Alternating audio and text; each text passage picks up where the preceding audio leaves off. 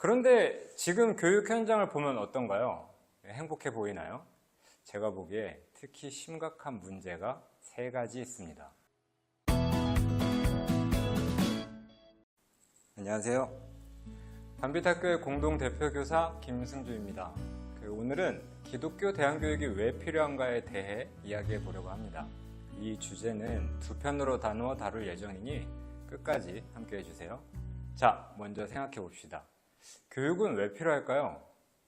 교육의 필요성은 주체에 따라 좀 다르게 생각할 수 있을 것 같아요.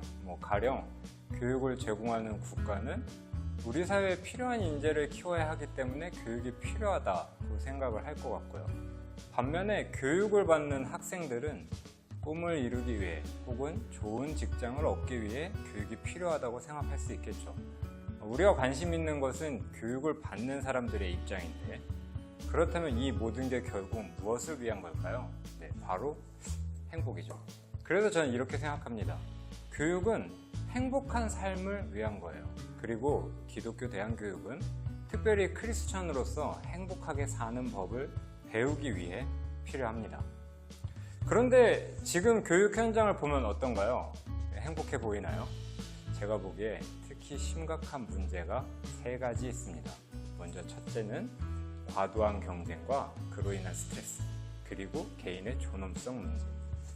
2022년 한 시민단체의 조사 결과 초중고생 5,000명 중 절반이 학업 스트레스를 겪고 있고, 더 심각한 건 4명 중 1명이 학업 때문에 극단적인 선택을 생각해 본 적이 있다고 합니다.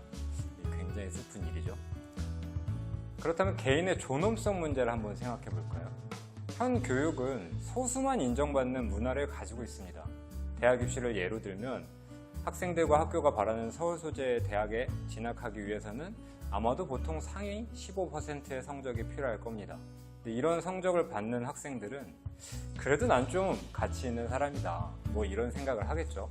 그런데 이 말은 100명 중 85명은 충분히 인정받지 못하다는 뜻이기도 하죠.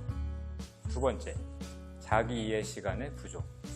2024년 통계청 발표를 보면 80% 학생이 사교육에 참여하고 있고 주당 평균 7시간을 투자한다고 합니다. 하지만 실제로는 더 많은 시간을 쓰는데요. 제가 만난 학생들은 평일에 2시간 이상 학원에 있고 주말에도 학원을 갑니다. 그리고 시험 기간에 주말 내내 학원에서 보충 수업을 받죠. 이렇게 대부분의 시간을 시험 준비에 쏟다 보니 난 무엇을 좋아하지? 어떤 성향을 가졌지? 아니면 어떤 삶을 살고 싶지? 이런 중요한 질문을 할 시간이 없습니다. 그래서 단순히 취업률이나 연봉, 직업의 안정성으로 진로를 선택하게 되고, 이는 나중에 큰 혼란으로 이어지죠. 좋은 직장이나 명문대를 다니다가 그만두고 자신만의 길을 찾아가는 사람들의 이야기에 많은 사람들이 열광하는 것도 사람들의 이러한 열망이 반영된 현상이라고 할 수 있겠죠. 3번째, 기독교 가치관과의 충돌. 공립학교에서 가르치는 내용 중 기독교와 맞지 않는 부분이 있습니다. 대표적으로 창조론과 진화론의 이슈가 있죠. 그리고 학교의 문화도 문제입니다. 기독교는 모든 사람의 가치를 인정하고 공동체를 중시하지만 학교는 개인의 성취와 경쟁을 강조하고, 이런 환경에서 학생들은 자연스럽게 학교가 추구하는 가치를 따르게 됩니다. 그래야 인정받을 수 있으니까요. 결국 기독교의 가치는 현실과는 동떨어진, 그저 성경에만 있는 이야기로 여겨질 위험이 있습니다.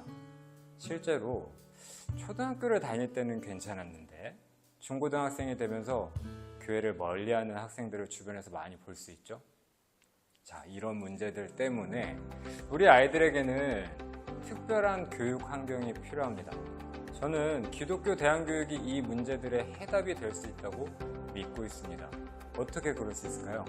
네, 그 해답은 다음 영상에서 자세히 알아보도록 하겠습니다.